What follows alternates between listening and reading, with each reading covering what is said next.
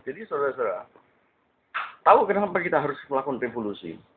Dulu memang waktu itu saya sampaikan tahun 2002 bahwa kita perlu melakukan revolusi karena reformasi yang kita harapkan berjalan setelah Soeharto turun itu tidak berlangsung.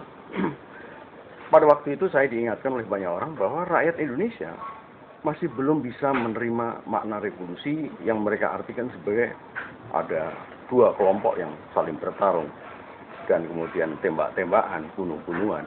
Itu tidak pernah terjadi di sejarah Indonesia. Sejarah Indonesia tidak pernah mengalami hal-hal yang semacam itu. Oleh karena itu, meskipun begitu saya sampaikan kepada masyarakat bahwa yang dimaksud dengan revolusi yang sesungguhnya itu bisa bersifat damai, yaitu mengganti rejim yang ada serta mengganti sistem pemerintahan yang ada sekarang ini. Kenapa itu harus terjadi? Ada beberapa hal, 3 hal alasan untuk melakukan revolusi. Pertama adalah bahwa pada tahun 98 itu, ketika kita melawan Soeharto, itu tidak berhasil dengan cukup baik. Tiba-tiba saja kita dihadapkan pada situasi di mana Soeharto kemudian mengangkat Habibie. Kita bukan itu yang kita inginkan. Yang kita inginkan pada waktu itu adalah Soeharto, Habibie, itu semuanya turun. Pemerintah diganti dengan pemerintah sementara. Lalu demikian juga dengan MPR, DPR yang dipimpin oleh Harmoko pada waktu itu harus turun juga. Tapi itu tidak terjadi dengan diangkatnya Habibie oleh Soeharto pada 21 Mei. Jadi saya merasa bahwa persoalan itu belum tuntas selesai dan harus diselesaikan.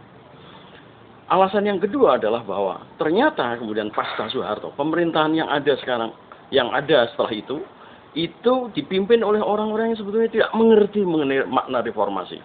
Reformasi yang saya maksud adalah di dalamnya ada kata-kata revolusi, yaitu reformasi terhadap rejim dan reformasi terhadap sistem yang ada itu. Nah, ternyata orang-orang semacam Habibie, semacam Gus Dur, Megawati, lalu Yudhoyono sekarang tidak pernah melawan rejim Soeharto.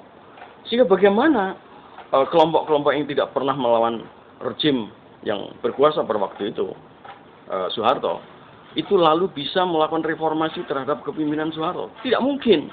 Oleh karena itulah maka kita menghadapi situasi yang seperti sekarang ini. Ya, perekonomian jadi lebih rusak lagi.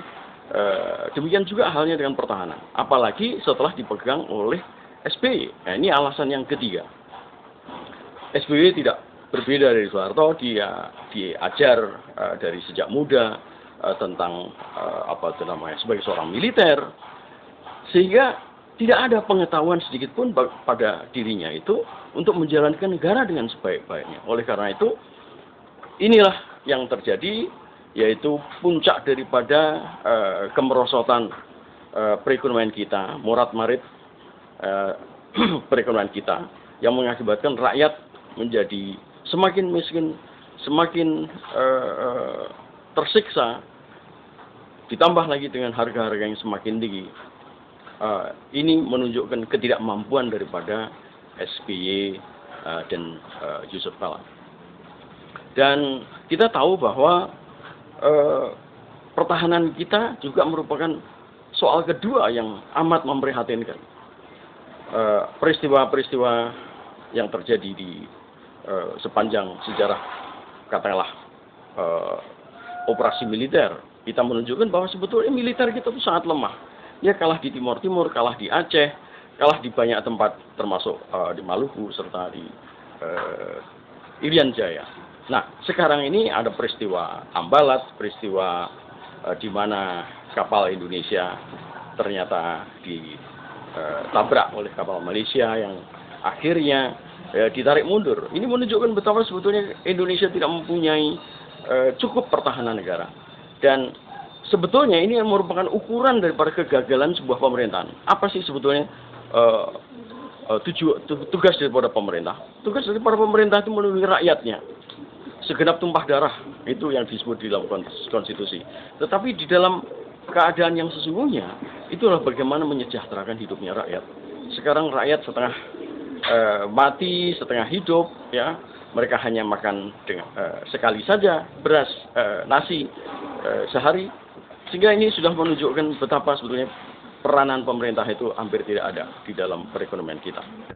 Jadi mau tidak mau kita harus melakukan pergantian terhadap rezim untuk memperbaiki keadaan bangsa dan negara. Dan tentu saja sistem harus kita perbaiki pula. Tetapi sebelum sistem itu berhasil kita wujudkan sistem yang baik menjadi dasar hidupnya rakyat dan kemudian juga pertahanan negara sebaik-baiknya, maka rezim ini pun harus diganti terlebih dahulu. Nah sekarang kita menghadapi situasi hari ini, yaitu 1 Mei 2008. Kita ingat bahwa sejak beberapa tahun yang lalu,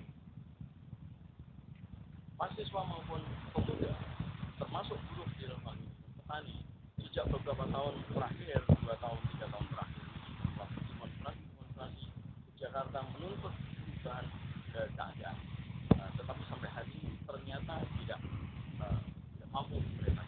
Bahkan saya katakan pemerintah ini lari di tempat, tidak ada kemajuan sedikit pun, bahkan mungkin semakin hari semakin mundur.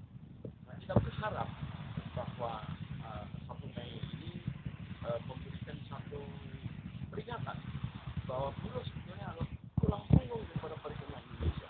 Jadi kalau perekonomian Indonesia itu menurun dan rakyat tidak sejahtera, itu adalah sebagian besar ada urusan buruh. Memang ada urusan petani dan urusan-urusan yang dikerjakan oleh kelompok-kelompok yang lain. Ya. Tetapi buruh dalam hal ini merupakan tulang punggung perekonomian. Dan kita masih berharap bahwa di dalam sejarah Republik Indonesia terjadi perubahan-perubahan, pelopor oleh mahasiswa dan pemuda, buruh, petani, dan lain-lain. Ini hari merupakan hari awal daripada sebuah gerakan yang bisa menggantikan rezim yang ada sekarang, dan merupakan awal dari hari ini merupakan awal daripada sebuah gerakan revolusi yang mengganti rezim dan mengganti sistem. Dan oleh karena itu saya sangat berharap saudara-saudara tidak merasa khawatir bahwa kita dalam hal ini ada di dalam sebuah rangka penyelamatan negara bangsa dan rakyat, bukan sekedar memulihkan pemerintah, ya, tetapi inilah sebuah penyelamatan negara. Dan ini harus terjadi sebelum pemilu 2009. Ya, saya tidak pernah merasa bahwa gerakan-gerakan kelompok itu yang akan menjadi pemicu revolusi. Karena gerakan-gerakan kelompok, katakanlah sekarang gerakan buruh, itu tuntutannya terbatas kepada masalah outsourcing, masalah upah buruh minimal, jadi belum menyangkut seluruh kepentingan rakyat.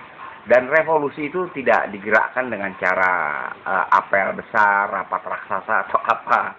Karena itu adalah gerakan yang spontan dari rakyat. Dan itu tidak dapat dielakkan lagi oleh siapapun juga. Itu akan terjadi. Yaitu ketika beras itu akan mencapai Rp10.000 per liter pada bulan pertengahan Juli. Dan kemudian kesulitan BBM itu akan dihadapi pada sekitar bulan Juni. Jadi pemerintah itu tidak akan berdaya. Pemerintah itu akan lumpuh. Lalu rakyat bertindak sesuai dengan nalurinya, sesuai dengan bahasanya sendiri. Itulah revolusi. Dan mereka akan keluar dari sudut-sudut lorong-lorong jalan semuanya. Dan itulah yang saya mengatakan bahwa saya tidak pernah yakin apakah itu revolusi dipimpin oleh gerakan mahasiswa ataupun gerakan buruh. Namun saya tetap berkeyakinan bahwa gerakan mahasiswa, gerakan buruh itu mempunyai fungsi sendiri sebagai sebuah pemanasan. Tapi itu belum revolusi. Revolusi sendiri adalah sebuah gerakan totalitas rakyat Indonesia yang dengan sendirinya tidak dapat dicegah dan tidak dapat disuruh-suruh. Revolusi itu hadir tanpa diundang. Revolusi itu datang tanpa diulapi, tanpa dilambaikan, dia akan datang. Jadi karena itu ini kalau di dalam bahasa Islam namanya sunatullah. Tidak ada suatu kekuatan yang dapat menghindarkan lagi atau conditio sine qua non. Krisis pangan itu akan terjadi pada bulan Juli karena sekarang masih ada panen ya. Jadi stok itu akan habis. Dan sedangkan stok yang ada pada petani itu tidak dijual kepada Bulog karena harga Bulog itu rendah 2.200. Itu akan dijual kepada pihak tengkulak yang dapat membeli sehingga 4.400 per kilogram gabah. Jadi dengan demikian paling lat adalah bulan Juli itu sudah terjadi krisis pangan.